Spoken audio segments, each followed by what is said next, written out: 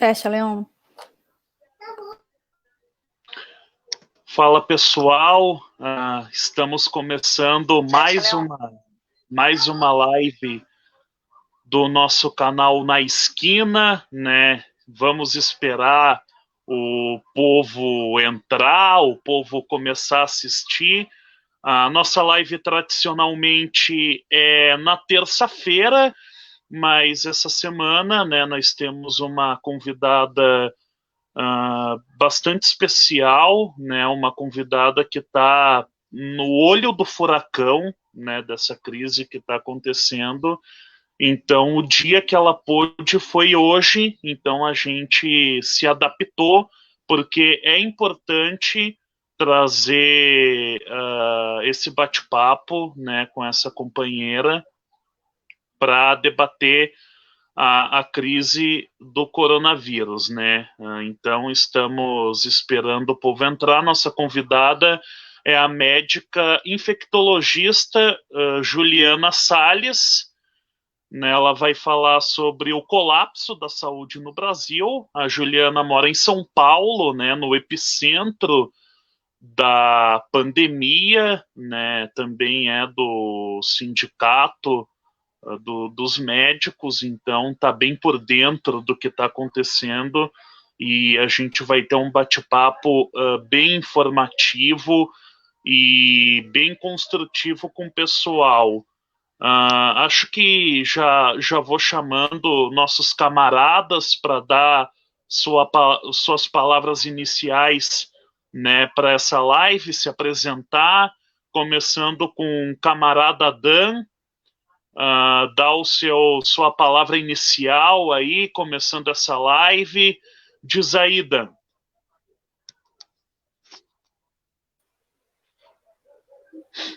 Boa noite, pessoal. Boa noite, pessoal que está aí acompanhando o canal Na Esquina. Agradecer, antes de mais nada, a médica infectologista Juliana Salles, que é o presente, está aqui abrindo seu espaço. A gente sabe como é que está a situação em São Paulo, no enfrentamento aí a toda essa pandemia. E a gente sabe que é difícil tirar um momento para a gente poder conversar, e a gente agradece, então, acima de tudo, a tua disponibilidade. Eu acho que a gente tem bastante coisa para escutar, para ouvir o pessoal comentar, perguntar aqui, e principalmente para ouvir a Juliana no que ela tem para nos falar sobre a questão do colapso da saúde no Brasil, sobre a questão do enfrentamento, a forma que o Estado está enfrentando o colapso, tanto o governo federal quanto o governo de São Paulo, e a gente sabe, tem os prognósticos aí, tem o que os especialistas têm dito, que a gente, aqui em Santa Catarina, seremos provavelmente um dos próximos epicentros ou focos, né, de todo o problema. E aí é importante que a gente aqui em Santa Catarina escute e tenha a noção do que pode acontecer mais para frente, e eu acho que a Juliana tem muito a nos mostrar e a conversar com a gente sobre a questão. Eu acho que muito é a questão que eu gostaria de ouvir da Juliana, né? É a questão como está a situação com relação à pandemia, o que é essa pandemia, o que é o coronavírus, o Covid, porque as pessoas muitas vezes minimizam, outras maximizam, a gente não sabe até que ponto a gente consegue, de fato, e tem muito fake news correndo de um lado para o outro, o pessoal escuta muita coisa.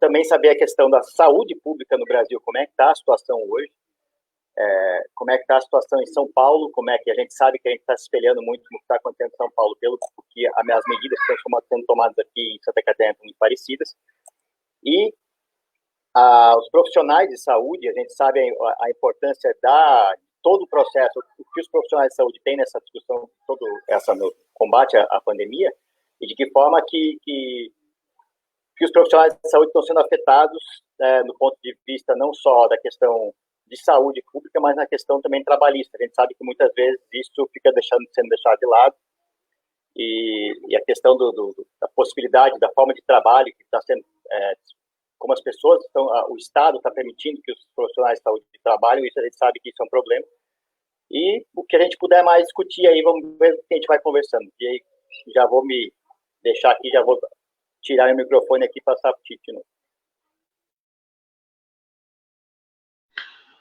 É isso aí, camarada Dan, né, dando a sua palavra inicial. Agora o nosso outro companheiro do canal, Josias. E aí a gente já toca para a Ju e já começamos a live. Diz aí, Josias. Fala, meu povo, fala pessoal aqui do canal Na Esquina.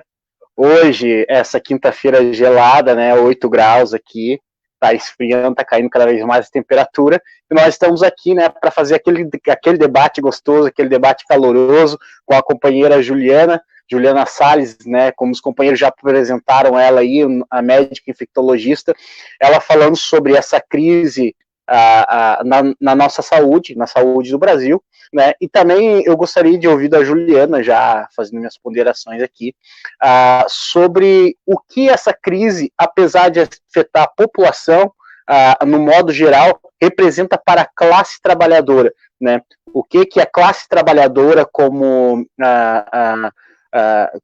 mantenedora da sociedade, digamos assim, vai ser afetada. A gente está vendo aí várias medidas, inclusive em uma das lives que a gente fez aqui, a gente falou sobre isso, né? Que ao invés do governo injetar o dinheiro nas classes mais pobres, o que acontece? Ele está fazendo ao contrário, ele está tirando, né? E isso, o que ela como médica, como ela vê esses pontos aí, né? E eu tenho certeza que hoje vai ser um debate muito bom. É um dia típico, nós fazemos geralmente as nossas lives nas terças-feiras, mas como a gente teve um problema de agenda essa semana, então a gente transferiu para hoje, quinta-feira. Mas o bate-papo vai valer a pena. A Juliana também, ela é representante da classe médica em São Paulo, dos sindicatos médicos em São Paulo. Ela também é dirigente da CUT São Paulo, então ela tem uma bagagem muito grande aí para estar contribuindo e para estar nos ensinando, né, mais sobre esse cenário novo que surgiu aí, que é um cenário que ninguém imaginava, né? Até eu estava lendo esses dias um memezinho na internet que diz assim, cancela tudo, eu não vou nem comemorar meu aniversário em 2020, porque eu não usei 2020, então eu não vou comemorar nada. Então, realmente está sendo isso. A classe trabalhadora está se sentindo perdida nesse novo sistema que está se instalando, nesse novo caos que está se instalando aí, né? Então, eu vou evitar mais delongas, né? Que nós queremos ouvir a nossa convidada, a Juliana Salles, doutora Juliana Salles. Então é isso aí, Tite. Um abraço para vocês aí, um bom debate. É isso aí, já passando a bola para a Juliana, então, as perguntas, né, dos camaradas aí já começaram com algumas perguntas, e eu queria saber, você aí tá aí em São Paulo, né, a gente aqui de Lages, né, a gente vê as grandes mídias pinto Dória como um grande herói, né, usando Dória como a grande figura de oposição ao Bolsonaro, né? A gente, claro que sabe que não é assim, né? A gente sabe bem quem é João Dória, mas que você falasse, né, sobre as coisas que não são ditas, né, nas grandes mídias, sobre o que está acontecendo em São Paulo, e também a questão que os trabalhadores da saúde estão se insurgindo, né? A gente sabe das condições precárias, está cada vez mais acontecendo protestos, né? De enfermeiros, de médicos, e como você vê o povo aí de São Paulo também, esses bolsonaristas fazendo carreata em frente de hospital, enfim. Como que você vê toda essa crise e quais as saídas? E agora passo a bola para ti. É um prazer estar contigo nessa live e a gente fica muito grato pela sua disponibilidade. Bom, acredito que para mim, que é um prazer, né, estar aqui com vocês, a gente poder falar um pouco sobre a situação que a gente está vivendo, compartilhar aí nossas experiências e poder acrescentar aí em qualquer item, qualquer tópico que vocês queiram discutir. Eu queria primeiro falar, né, começar do começo sobre o que é essa pandemia, né? E aí eu me lembro do meu início na medicina, quando eu me apaixonei pela especialização que eu faço hoje, né, que é infectologia, em que, né, todos sabiam que uma nova pandemia de um vírus respiratório ia acontecer. E eu vou lembrar para vocês que situação parecida ou semelhante só foi vivida na gripe espanhola, né, no começo do século passado, pós-guerra.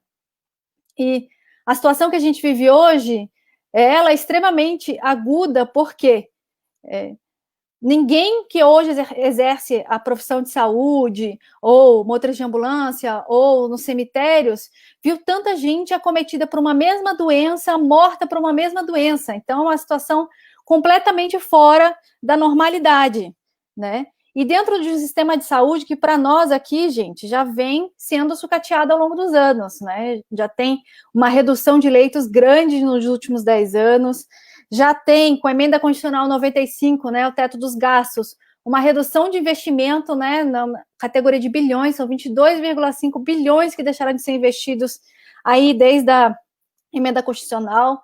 Não temos os royalties do petróleo, né, que iam para políticas públicas, saúde e educação, para poder nos ajudar nesse momento, e todos sabiam que um dia chegaria essa pandemia, e o que acontece é que nosso modelo, né, de vida hoje, nosso modelo econômico capitalista não se preparou, né, a humanidade não se preparou para receber essa grande pandemia, né, e num cenário de justamente aí, do modelo econômico com políticas de ajuste fiscal no mundo inteiro, não só aqui, né, a emenda constitucional 95 é um desses exemplos, né, que reduziram no mundo inteiro esses investimentos na saúde em até 30%, né, isso é extremamente importante, porque quem trabalha na saúde já via antes justamente a falta, né, de todos os recursos que seriam necessários para a saúde plena, para a melhor condição, para o bem-estar das pessoas. Então, essa pandemia aqui no nosso país, ela nos faz refletir sobre o que a gente já não tinha, né, e sobre discrepâncias muito grandes, discrepâncias regionais, né, como a própria oferta aí de todos dos respiradores, de médicos, de insumos, são muito diferentes entre as regiões, e são muito diferentes se os municípios são grandes ou se são pequenos. Para vocês terem uma ideia, os municípios com menos de 20 mil habitantes não possuem leitos de UTI. Né? Todas as pessoas, se estiverem grávidas, elas têm que ser realocadas para outros municípios maiores. E aí o colapso já era previsto, né? Porque a gente tem a redução dos investimentos, nós temos aí uma situação de saúde que já não era das melhores na saúde pública, no SUS. Nós temos aqui em São Paulo uma relação de leitos de UTI muito maior para o sistema privado, e o sistema privado, quem tem um plano de saúde, é um percentual muito baixo da população, né? Menos de 30% da população tem acesso ao plano de saúde. E os leitos aqui em São Paulo, os leitos de UTI da rede privada, eles abarcam aí mais de 50% desses leitos para esses menos de 30% da população, né? Então, a gente tem uma disparidade também muito grande na oferta do público, do SUS, que é para todos, e na oferta do privado, né? Esse colapso também, ele teve fatores por trás que são extremamente importantes. E aí eu vou falar da medida, que foi a última medida que sobrou para conter a disseminação do vírus, que foi o próprio isolamento. Esse isolamento, gente, não era que era o escolhido. O escolhido, né, o ideal seria as pesquisas avançarem, pesquisas essas que também estão sendo prejudicadas pelos cortes nos investimentos, e a gente ter uma vacina, uma condição de dar imunidade para a população, para que a mortalidade seja menor, fosse menor com essas doenças, né? A mortalidade aqui no Brasil está beirando 6,8%, 6,9% das pessoas que são detectadas com vírus vão a óbito, né? Uma situação muito ruim, numa condição que a gente não tem nem como enterrar direito esses doentes. Então, voltando ao raciocínio, esse isolamento é sobre uma perspectiva do que fazer um último recurso. Se a gente imaginar, é recurso praticamente medieval, de quando não tem mais o que se fazer, você se recolhe na sua casa, né, para evitar contato com as outras pessoas e ter chance de adquirir essa doença. E esse recurso está sendo feito de uma maneira de inculpabilizar e responsabilizar somente o indivíduo, né? A pessoa, unicamente, ela teria que fazer o isolamento, teria que criar suas condições para fazer esse isolamento, e a gente sabe que muitos não têm condições, né, vivem em aglomerados, vivem em periferias, vivem em favelas, não têm condição de se manter afastado das outras pessoas que moram justamente, né, em cômodos aí com várias pessoas, e num segundo momento não tem condições nem econômicas de sobreviver. Então essas pessoas são empurradas aí a trabalharem para poder sobreviver, para poder comer, para poder, né, ter sua vida, dar de comida aos seus filhos, e elas não têm condição de fazer isolamento. E as medidas que estão sendo abordadas aí, em todas as esferas, né, no federal, no estadual, também nas municipais, são muito parcas, escassas, estão muito aquém do que a classe trabalhadora precisa. Né? Vocês citaram aí sobre a contradição aí do Dória com o Bolsonaro, mas isso é mídia. O Dória aqui em São Paulo, Dória Covas aqui em São Paulo, eles abriram 3 hospitais de campanha nos bairros mais ricos aqui de São Paulo, leitos que não são leitos de UTI, são leitos para pessoas que estão menos graves, né? E nos bairros que têm acontecido menos óbitos.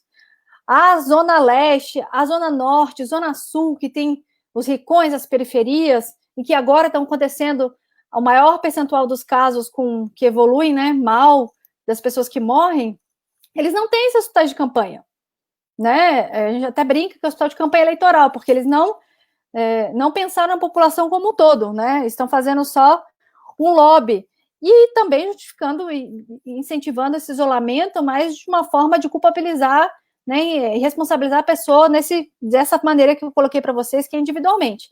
Esse próprio Dória e Covas, o que eles estão fazendo nessa situação agora de pandemia é, primeiro, terceirizando. Vocês sabem que as organizações sociais, né, aquelas parcerias públicos privadas aqui em São Paulo, eles dominam quase 70% da saúde pública, e agora eles estão aproveitando para entregar o resto, tudo para as organizações sociais. Né? Eles já estavam numa derradeira de todas as unidades básicas irem para as organizações sociais, mas agora também os hospitais municipais, os hospitais estaduais estão privatizando tudo. O Hospital Emílio Ribas, que é o hospital referência de infectologia aqui no estado de São Paulo e no Brasil também, o próprio Instituto HC e os hospitais municipais estão sendo todos privatizados, com setores pronto-socorros, todos privatizados.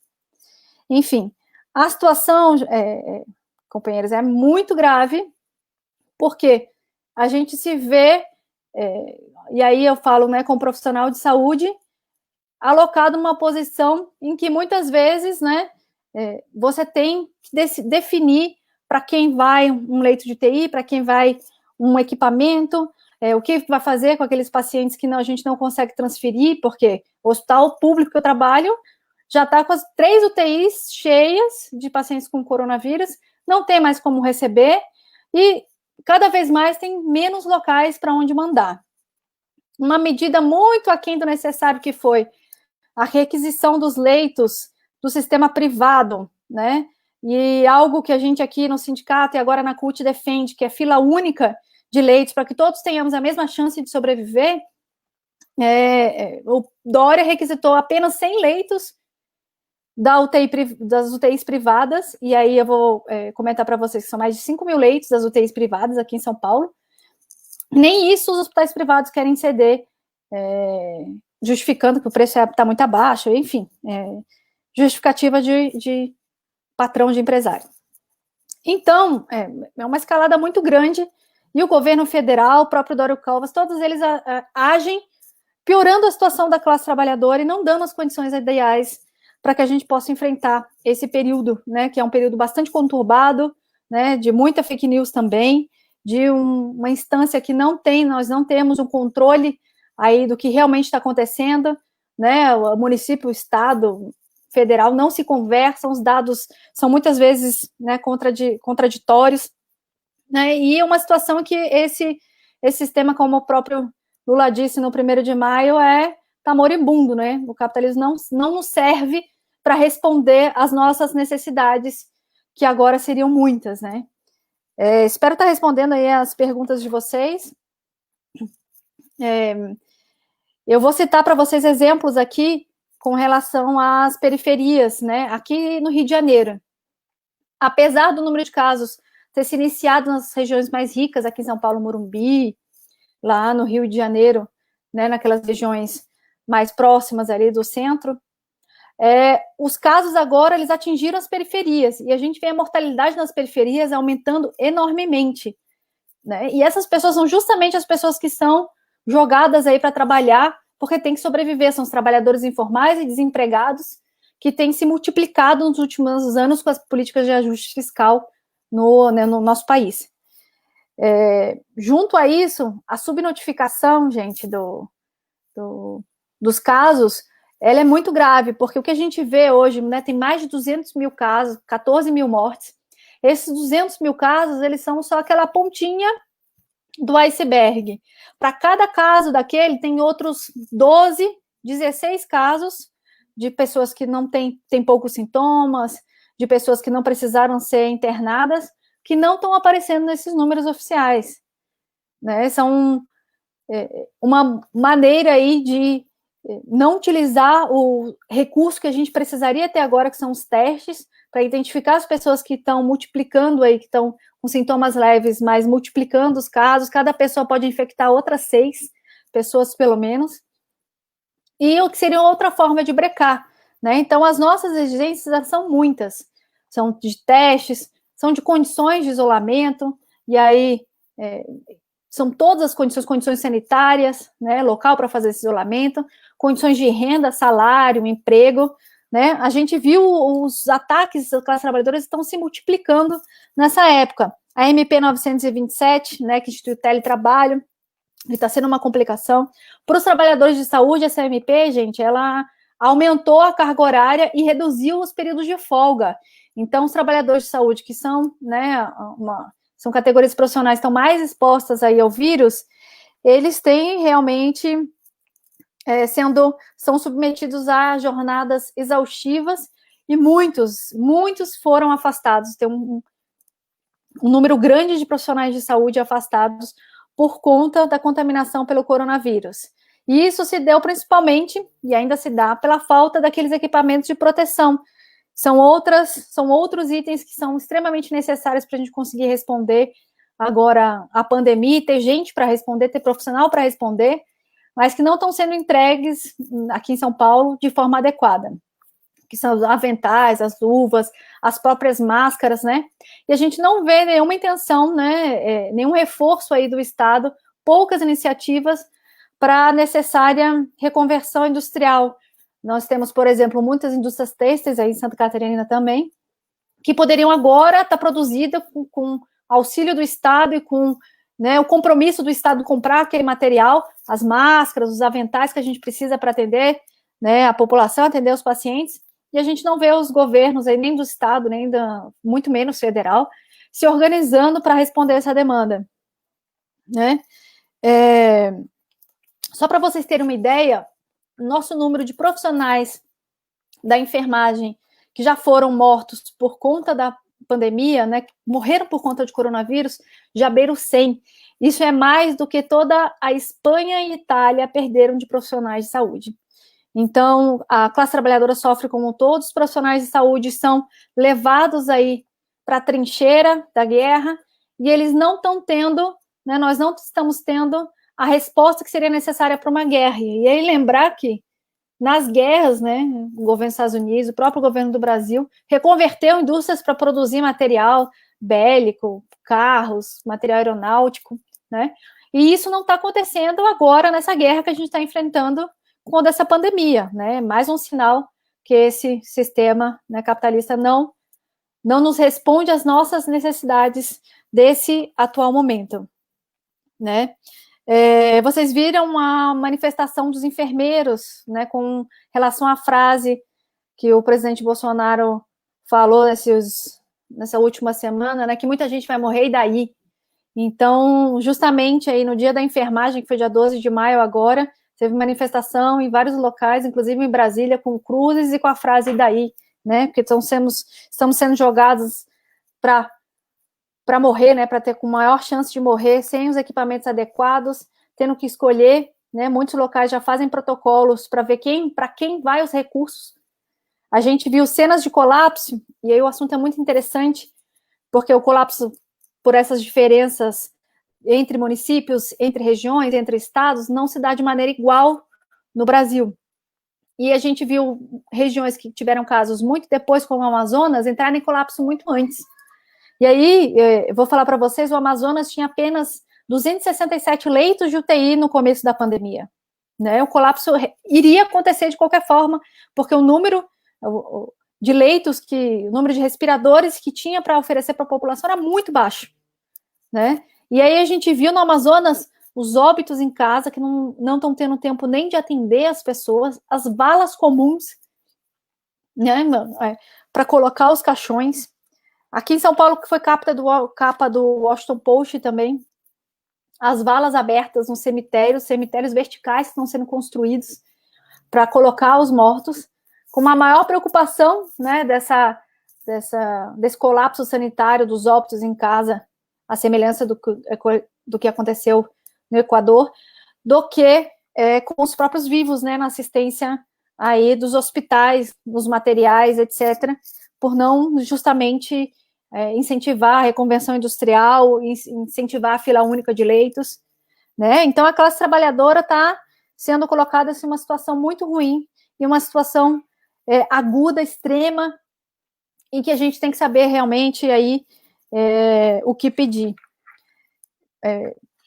Infelizmente, com essa falta de organização, a gente está vendo setores cheios, lotados nos hospitais, pessoas na maca, muito tempo de espera, sem condição de ver seus entes queridos na hora que falece, né? Porque o óbito, visitas não são permitidas, depois a pessoa que vai ao óbito é levada toda encaixotada já direto para enterrar. Então, uma situação completamente fora aí do que a gente esperaria e desejaria para os nossos entes queridos, ou para nós mesmos, né? Vários locais com ocupações de UTI muito acima, tem local que não tem um leito de UTI mais para colocar as pessoas, e aí nossos dirigentes, nossos governadores, na verdade, aí dos municípios e estados, aí em Santa Catarina é um exemplo, na hora que soltou o isolamento, né, que teve a abertura dos shoppings, etc., muita comemoração por alguns, infelizmente os casos têm aumentado de uma forma, como vocês falaram, Santa Catarina aí vai ser um próximo observador da evolução da pandemia, quando a gente não faz as coisas que deveriam ser feitas para os trabalhadores, né?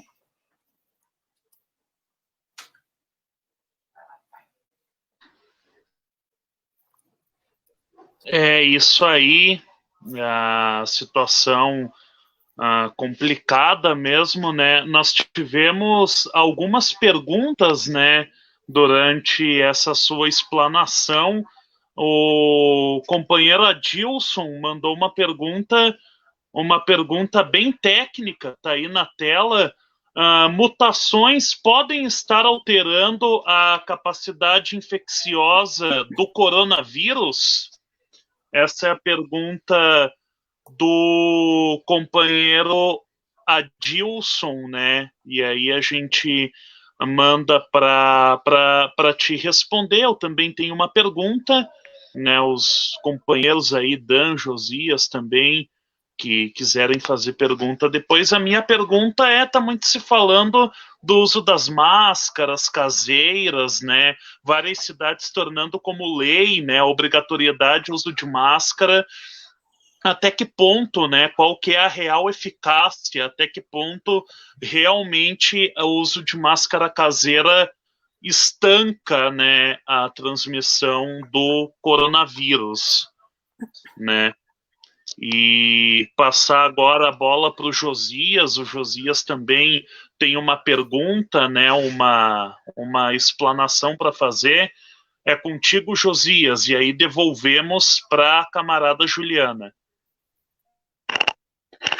Ok, então, a gente viu a explanação aí da Juliana e isso traz muita preocupação, porque a gente vê que realmente para a classe pobre, a classe trabalhadora, a situação está ficando cada vez mais difícil. E aqui, a gente observa isso aqui em Lages, aqui na nossa cidade, em Lages. Até ontem tinha 47 casos confirmados, hoje eu não vi a atualização desses números, mas nós tínhamos 47 casos confirmados aqui.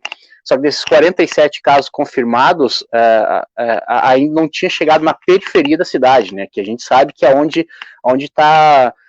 No início da pandemia, chegaram a fechar uma unidade básica de um bairro aqui na cidade por motivos dizendo que tinha um funcionário dessa unidade que tinha contraído o vírus. Mas aí a gente vê, e há também um certo cuidado da prefeitura em não divulgar as pessoas, né, que estão contaminadas e tal. Mas a gente sabe aí que boa parte dessas pessoas não são moradores da periferia, dos locais mais empobrecidos da cidade, né? Não são esses moradores. E isso gera um grande desconforto, por quê? Porque aqui, eu não sei, Juliana, deu um pico de luz aqui, deu uma caída aqui, eu não pude escutar toda a tua fala, mas assim, o que eu vejo aqui para nós, o que está acontecendo? Está acontecendo a seguinte forma, que os casos que chegam não são feito teste. Então, esses 47 casos que dizem são justamente as pessoas que apresentaram um caso mais grave e fizeram o teste e viram que a pessoa estava infectada. Mas, assim, o que acontece é que a pessoa fica doente, vai até a unidade de saúde, vai até lá o centro de triagem, e eles mandam a pessoa ficar em casa. Só no caso de a pessoa piorar muito, aí volta lá e eles fazem os exames. Isso é claro que não deixa a gente saber realmente os números de casos de pessoas infectadas que está. E ainda mais agora aqui na LESC, aqui em Santa Catarina, na Assembleia Legislativa de Santa Catarina, que eles estão querendo aprovar a volta do transporte público, né? E a gente sabe que entre os patamares ali, o transporte público, ele é um dos grandes responsáveis, né, pela transmissão do vírus, para fazer o vírus disseminar. Então, assim, o que eu gostaria de saber é se aí em São Paulo, Juliana, também é feito dessa forma, ou todo mundo que procura faz o teste, ou também é deixado para fazer o teste somente naqueles casos que são mais graves, né, como está acontecendo aqui. Porque se for assim, então quer dizer que mesmo que os números aí em São Paulo sejam grandes, então seriam maiores do que o real, no caso. Ou se não, ou se todo mundo faz o teste. Então essa é a minha pergunta para ti.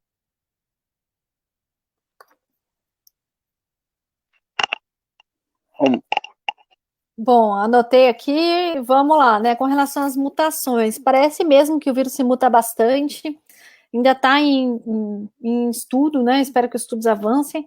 Parece que tem dois tipos, inclusive, de vírus, que um causa doença um pouco mais grave, o outro causaria um espectro mais leve, mas ainda tudo em estudo, né? Eu espero que aí a ciência tenha condições, aí tenha financiamento suficiente para poder avançar nesses estudos e a gente poder compreender melhor o comportamento aí desse vírus, né? Mas não se sabe ainda nem se a pessoa pode contrair 2 vezes, né? Pode desenvolver a doença mais de uma vez, ainda é uma interrogação, ainda não é quesito fechado pelos cientistas, né? Com relação às máscaras, e companheiros, é uma questão de diminuir a circulação do vírus, né? Você usar a máscara contribui mais para quando você tossir, espirrar, ou se você tiver muito pouco sintoma, você disseminar o vírus aí no ambiente, do que para você próprio. Então, se todo mundo usa máscara, reduz a chance do vírus circular, aí se impregnar, ele às vezes sobrevive muito tempo, tem estudos 4 dias no papelão, então é importante mesmo todos utilizarem máscara, essa medida está funcionando aqui em São Paulo e tem esse objetivo, né, enfim. Companheiro Joey falou dos testes, né, eu abordei na minha fala, mas justamente o protocolo nacional é de só testar gente mais grave, que interna. Isso é muito ruim, porque a gente não sabe, né? É a ponta do iceberg, a gente não sabe quantas pessoas têm infectadas, e aí dá uma falsa sensação onde as pessoas têm menos acesso, né? Elas têm menos chance de se infectar. E a realidade é que quem tem plano privado, às vezes vai no hospital privado, consegue pagar por esse teste. Então, o acesso também a esse teste está sendo muito ruim e muito diferenciado aqui em São Paulo. Né? Eu estava falando sobre a periferia. No Rio de Janeiro, no mês de março para abril, em abril teve um aumento de 10 vezes dos casos lá da Zona Oeste, dos bairros de periferia Campo Grande, enfim, dos bairros de periferia do Rio de Janeiro. E aqui em São Paulo, aumentou mais de 450% o número de mortes comparado com os bairros mais ricos, né? Então, as periferias dessas grandes cidades já estão sofrendo, né? E é interessante o dado que o Ministério solta, que mais brancos têm internações, mais brancos têm diagnóstico, e são mais os negros que morrem, né? Tem um boletim do Ministério que são 60% das pessoas que têm a doença são brancos, mas eles são 52% das pessoas que morrem. Dos negros, está beirando aí 6%, e eles são 7% dos óbitos no país. Então, isso é um dado também que pode nos refletir a diferença do acometimento aí de acordo com a condição socioeconômica, né, e justamente as condições de isolamento, etc. E aí, falar para vocês também que aqui, né, em São Paulo, à medida que eles tentaram fazer o pseudo-lockdown, igual tentaram fazer também no Rio de Janeiro, de fechar um bairro e aqui implantarem rodízio, carro sim, carro não, isso aí não aumentou o isolamento, não aumentou as pessoas ficarem em casa, ainda empurrou a classe trabalhadora para pegar os transportes e se submeter à contaminação aí em transportes que estão muito reduzidos, né, porque também estavam fazendo a quarentena, então eles estão indo em latas de sardinha, né, expostos aí à contaminação.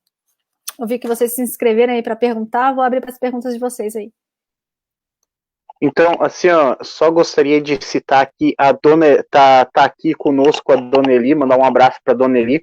A Dona Eli, ela até esses dias atrás, ela trabalhava na Secretaria Regional de Saúde aqui, e ela tá colaborando aqui conosco, aqui, dizendo que os casos mais graves, apenas Centro, São Cristóvão e Sagrado, realmente são os bairros de classe média na cidade, né, os bairros onde moram aqui onde moram mais as pessoas da classe média, classe alta.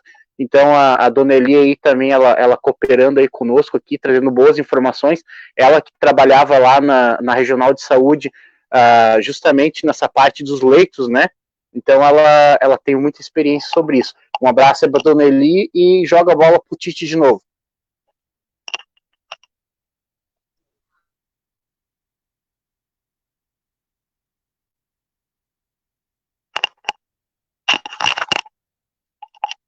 Microfone desligado do Tite.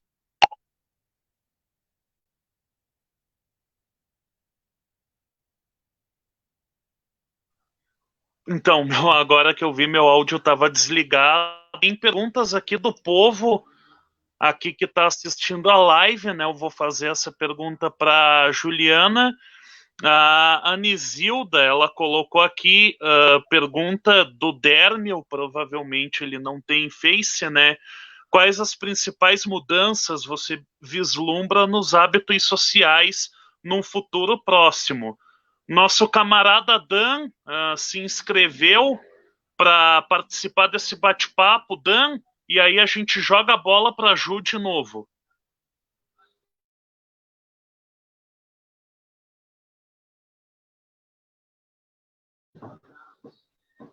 Teu microfone está desligado.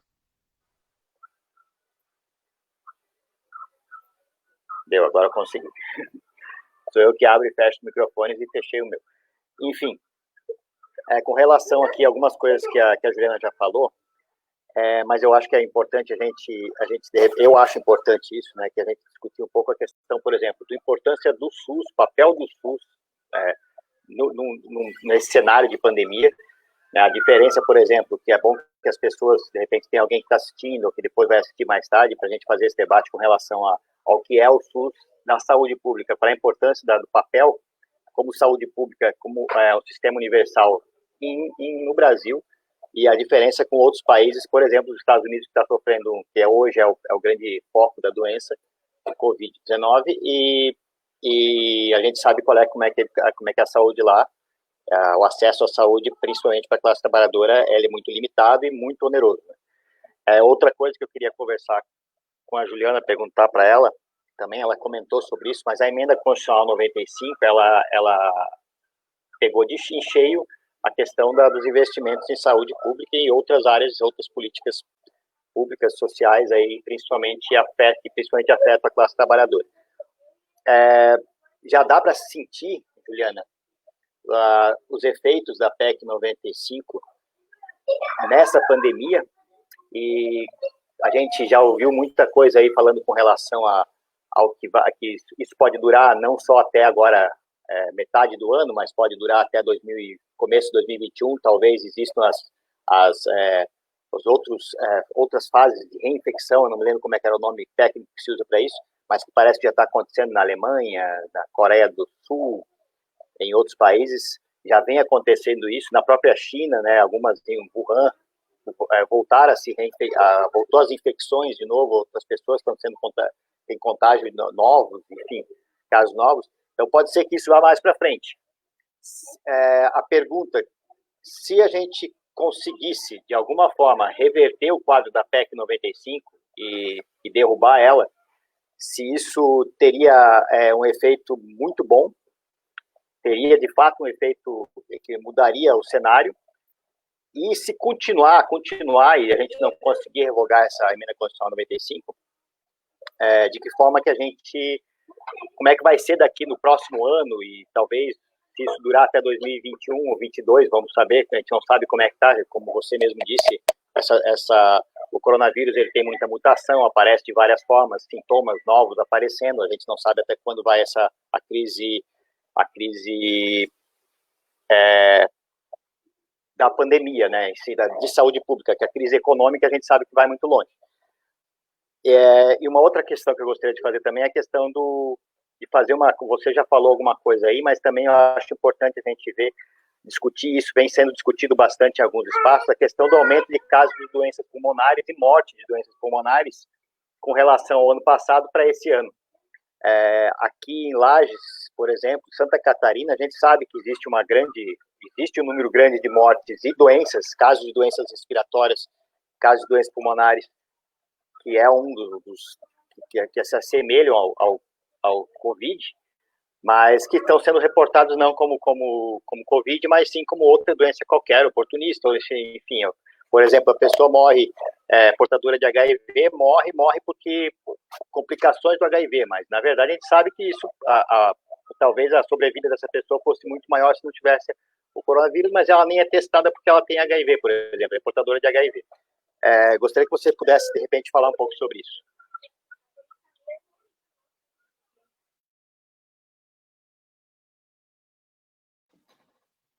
Bom, voltar a bola aí para mim.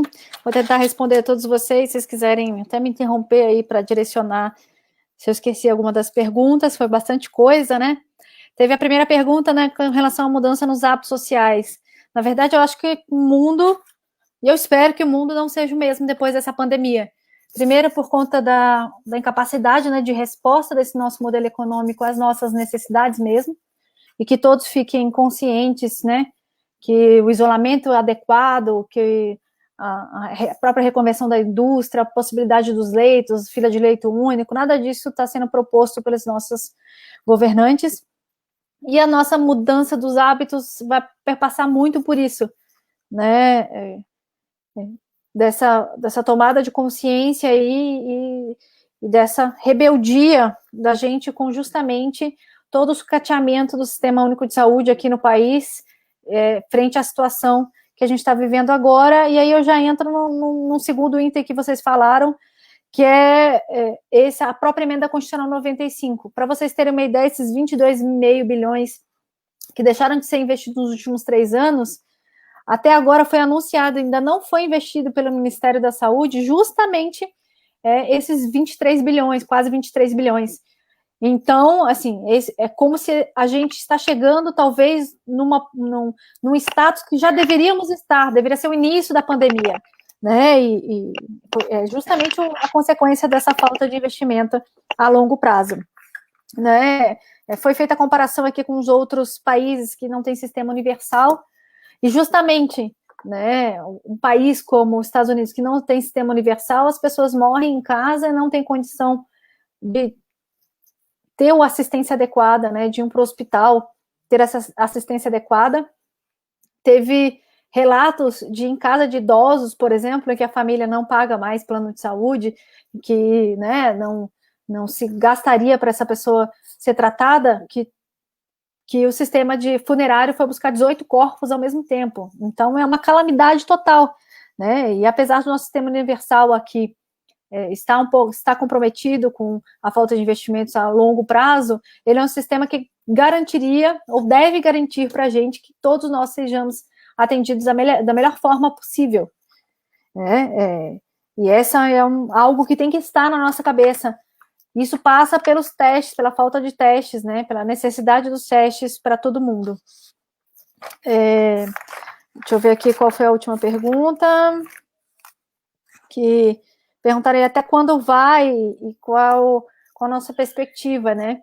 Essa introdução desse novo vírus, ele não tem uma perspectiva de cessar num período curto, né? Curto, eu digo aí de semanas ou até meses, né? A semelhança da gripe talvez seja um vírus que venha para ficar e causar ondas de infecção, e por isso a necessidade de estudos e a necessidade de uma ferramenta, né, que temos há muito tempo, que é a própria vacina, né, do desenvolvimento de uma vacina eficaz, para que a gente adquira imunidade e consiga responder melhor. Né? Agora eu não lembro qual companheiro falou das mortalidades, né, e da mortalidade pelas doenças respiratórias, né, e ao comparativo de 2019 com 2020, ele é muito claro, aumentaram muito o número de óbitos chama SRAG, né, síndrome respiratória aguda grave, no município, no estado de São Paulo e no Brasil como um todo.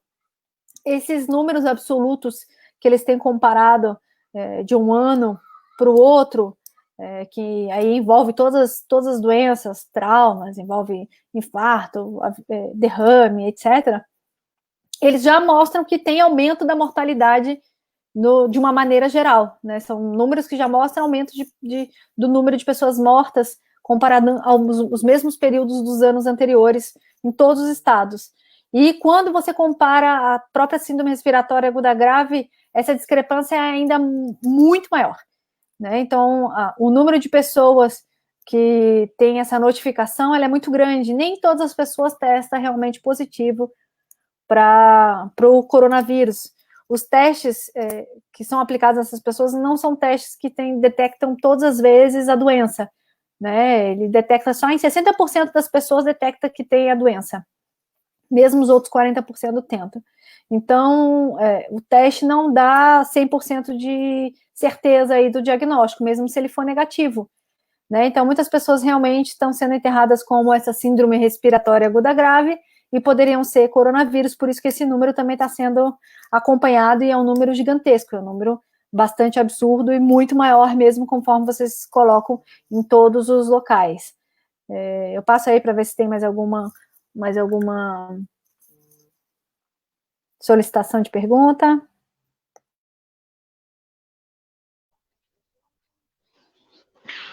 Então, muito boa as explicações, né? A gente está tendo uma verdadeira aula aqui, né? Sobre coronavírus, sobre essa crise. Bom, eu tenho, né, uma pergunta, né? Muito foi falada e os próprios companheiros aí falaram na questão da subnotificação, que é gigante.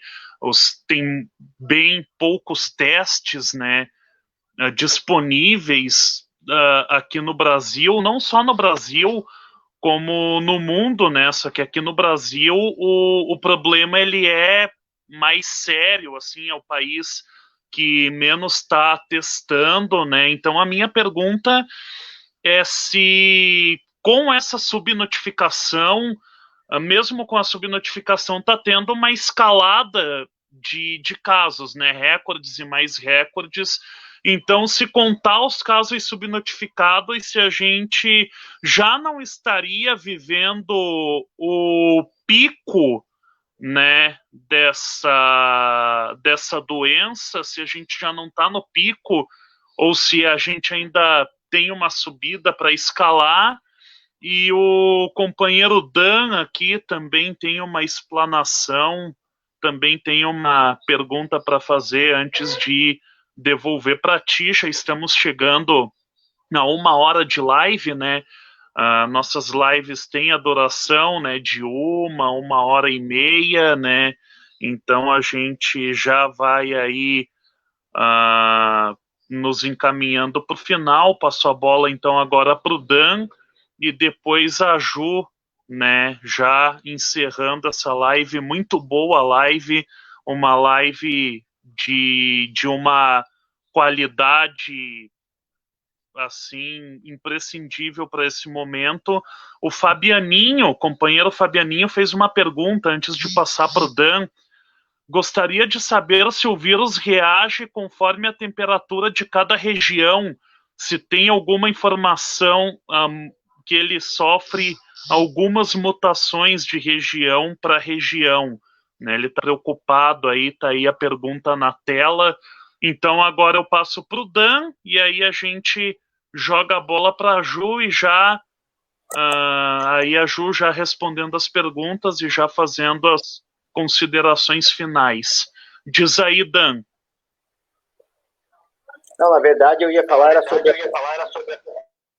a pergunta do Fabiano que ele fez ali com relação, ele fez em outro espaço, porque a gente está, como a gente está transmitindo isso por mais de uma página, de perfil e coisa e tal, o pessoal tem entrado em outros locais e feito perguntas por lá. Então eu estou passando a pergunta aqui, era por conta disso aqui, mas eu também lembrei de uma questão.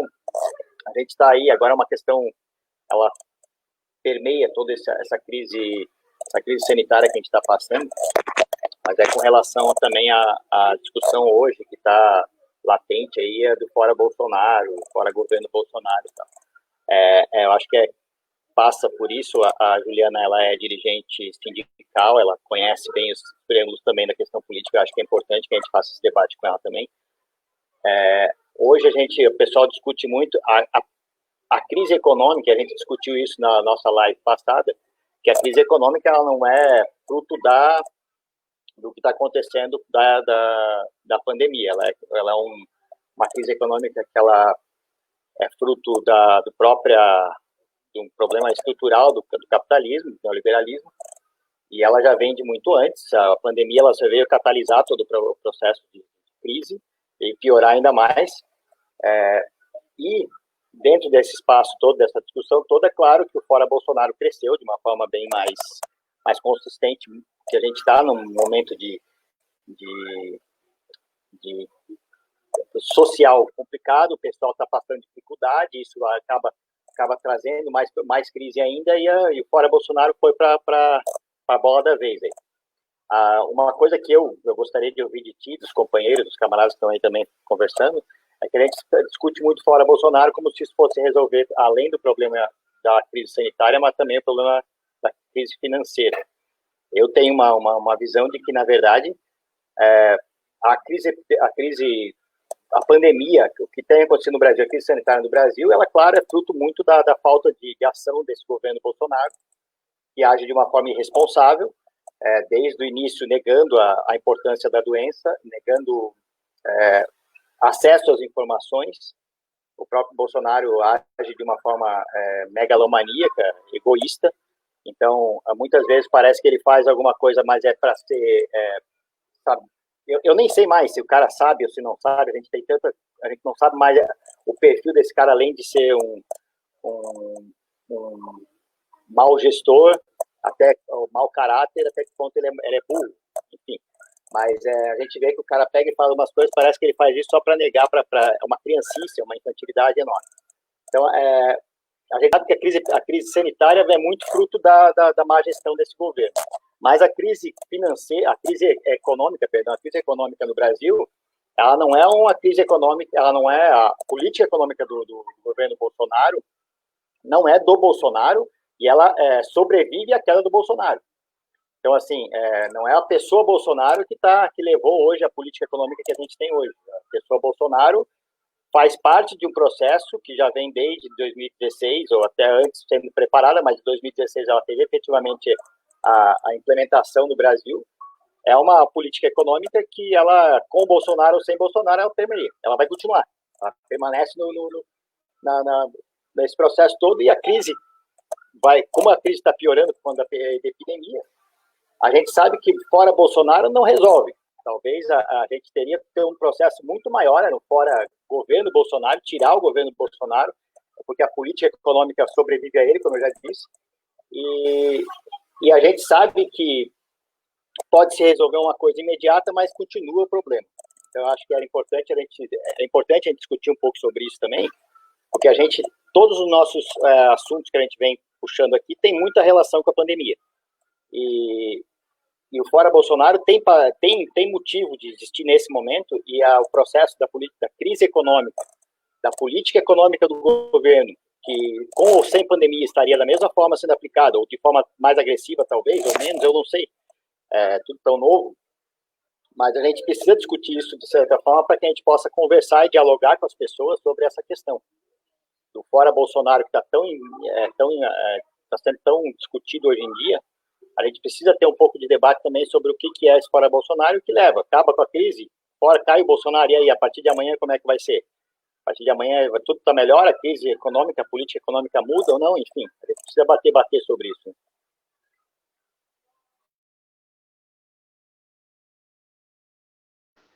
Então, temos também aqui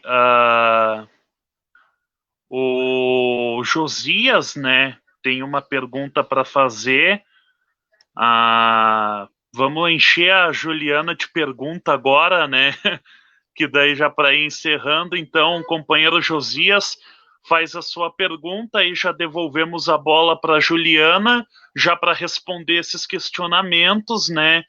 E já ir fazendo as suas considerações finais e fazendo a fala. Então é contigo, Josias.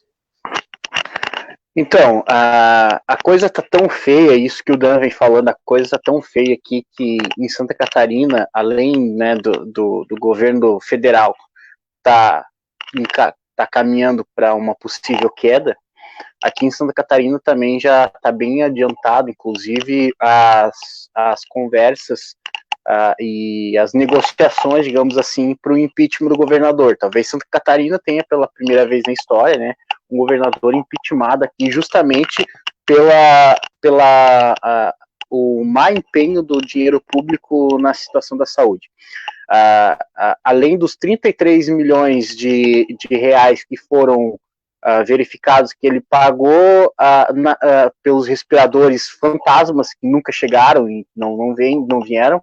Também tem foi descoberto agora que teve mais 10 milhões que ele pagou de comissão aí, então não era 33, era 43 milhões.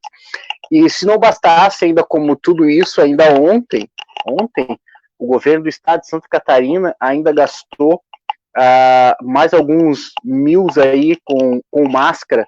O problema não é gastar com máscara, que a gente sabe que isso é investimento, tem que acontecer. O problema é que, enquanto os outros estados pagaram em torno de R$6 por uma máscara, o governo do estado de Santa Catarina pagou R$18 por cada máscara, né? Então, mais uma coisa que ele vai ter que se explicar. Então, assim, o uso do recurso público tá sendo tem uma discrepância tão grande.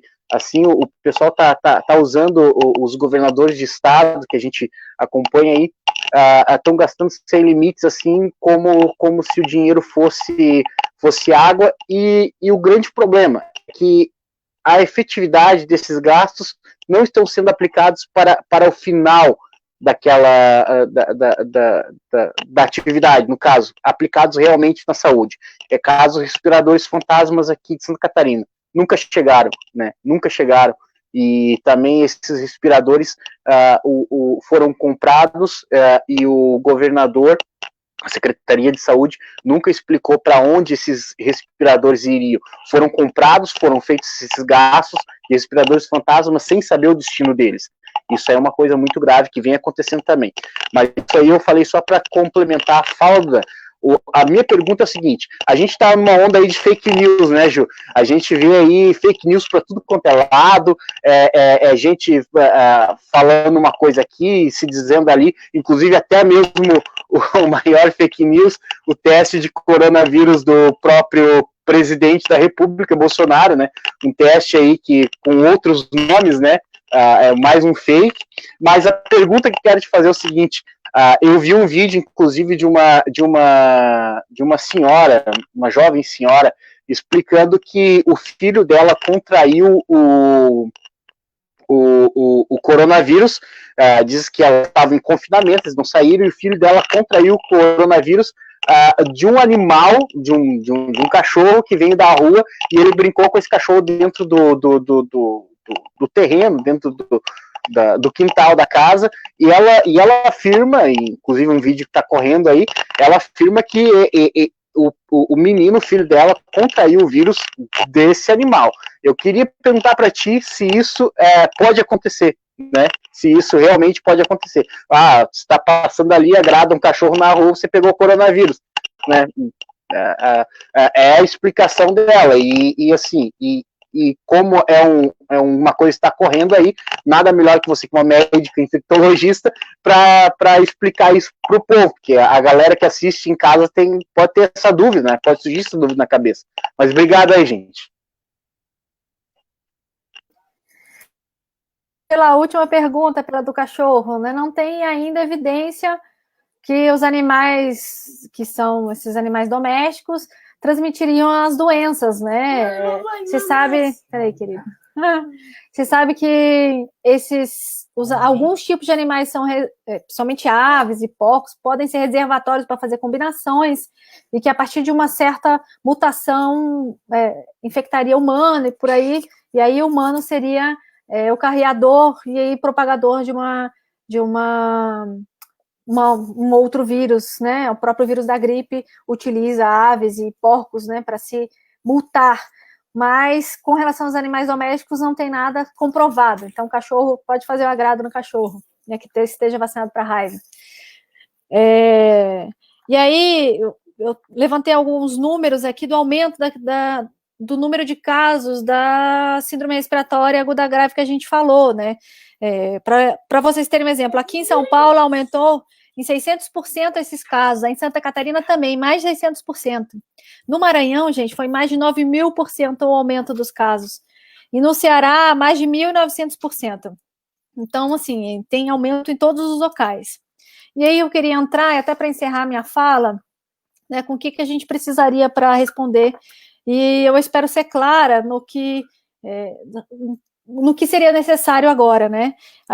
Seria necessário uma política realmente de enfrentamento de guerra, eu já falei para vocês, condições de isolamento, condições sanitárias, de afastamento, né? Condições aí de renda, salário, emprego, decentes para que as pessoas conseguissem manutenção de renda, para que elas conseguissem fazer esse isolamento, né? Seria também necessária essa fila única de leitos para todo mundo ter as mesmas possibilidades, e a reconversão da indústria para produzir os testes que a gente precisa, os ventiladores, aí todas as medicações para serem testadas e aí serem utilizadas por todo mundo. E acho que ficou claro que esse governo não tem condições de nos responder dessa forma. Claro que nosso sistema econômico é um sistema putrefado, né? O sistema capitalista é um sistema em decomposição, que essa pandemia ela acelera muito e desnuda a situação real que a gente vive, né? E a palavra do fora Bolsonaro, que eu acho que ele não governa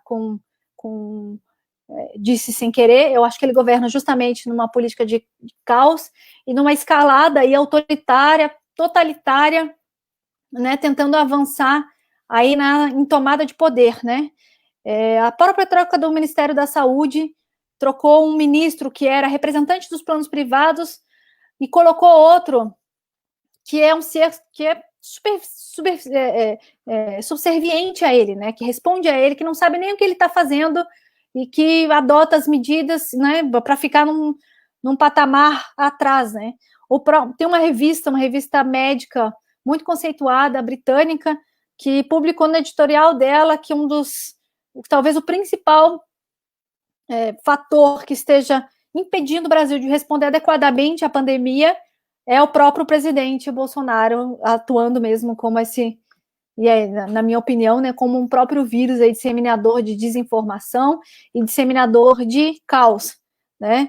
Então, acho que a gente precisa aí de uma política de guerra e o governante que não for capaz de fazer isso tem que ser colocado para fora mesmo, né? Mas para a gente conseguir, para a classe trabalhadora conseguir avançar agora nesse tipo de governo, com essas instituições, eu acho que não seria, nós não temos a capacidade que seria necessária realmente para fazer esse enfrentamento.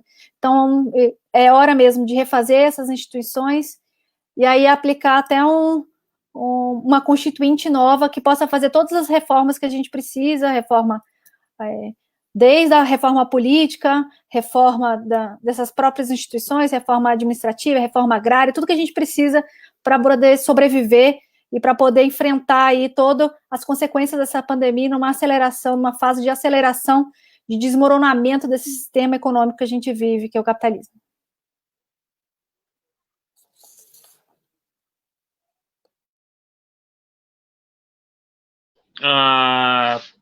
Já estamos, então, encerrando, né, essa live. Muito boa as explicações da camarada Juliana, né, uma especialista. Ela é infectologista, é sindicalista e ela mora no epicentro atual da pandemia aqui no Brasil. Então, eu agradeço muito, Juliana, mais uma vez, sua disponibilidade.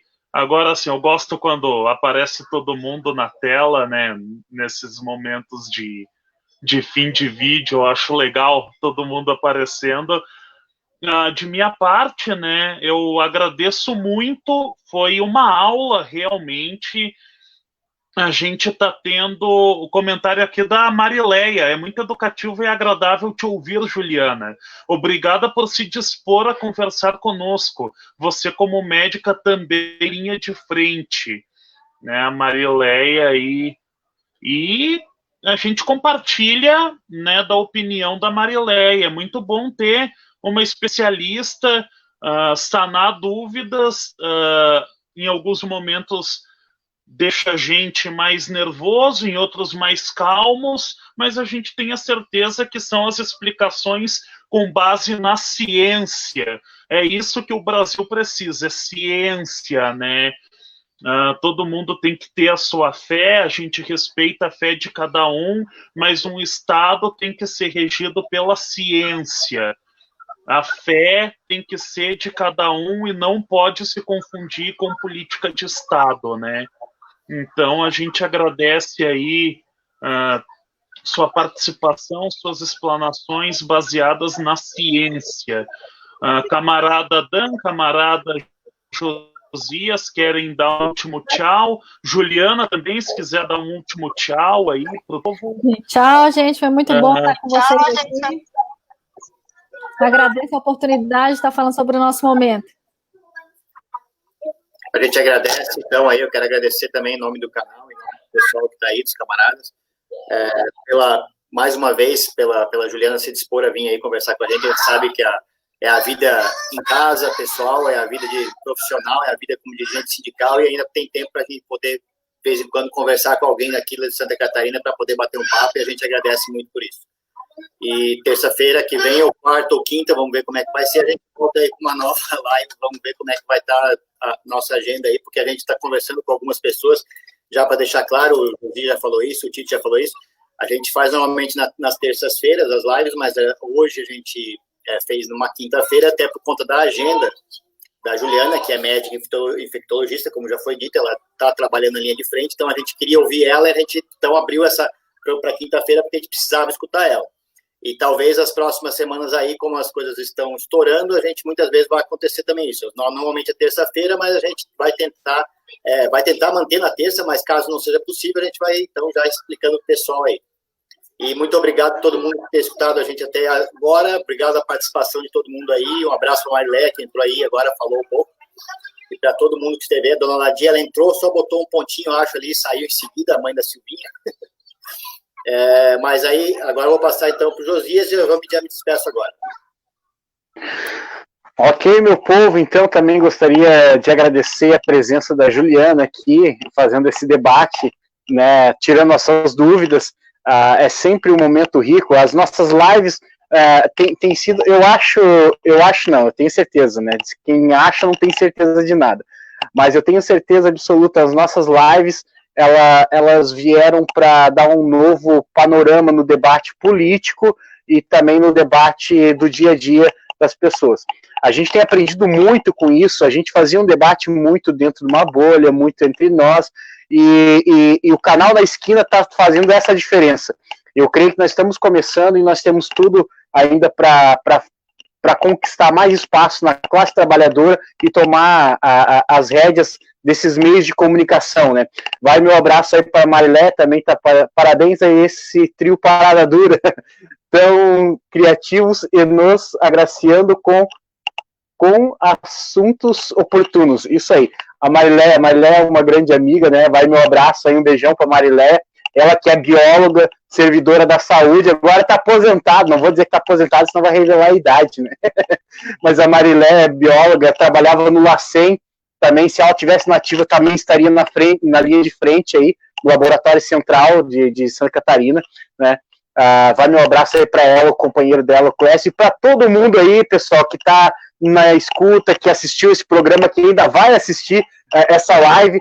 Vai aí meu abraço para vocês, meu muito obrigado, e vamos construir cada vez mais junto o canal na esquina com essas ideias, com esses debates. O canal na esquina, ele só vai para frente se você cooperar conosco, se você ajudar nos debates, e é para isso que a gente está aqui, para debater juntamente com você, levar um papo legal, e não é simplesmente só para as pessoas que têm uma ideologia de esquerda ou tem uma ideologia de centro, de direita. Não, o canal da esquina é feito para você que quer debater conosco. Então, próxima terça-feira, ou quarta, ou quinta, a gente está vendo aí, depende da agenda do próximo convidado, né, Daniel? A gente vai estar aqui. E atenção, pessoal, não esqueça, quem puder ficar em casa, fique em casa. Quem puder fazer o isolamento social, faça o isolamento social. Muito álcool, gel e máscara, tá certo? E como a doutora Juliana falou, pode agradar os bichinhos aí, tá certo? Não é que o teu animal de estimação que vai te contagiar, isso aí é fake news. Um abraço, gente. Uma mimi com eles? Um abraço, prazer estar com você. Só completando o Josias, né? Lavem as mãos, fiquem em casa e ignorem o Bolsonaro, se possível. Bota ele para fora.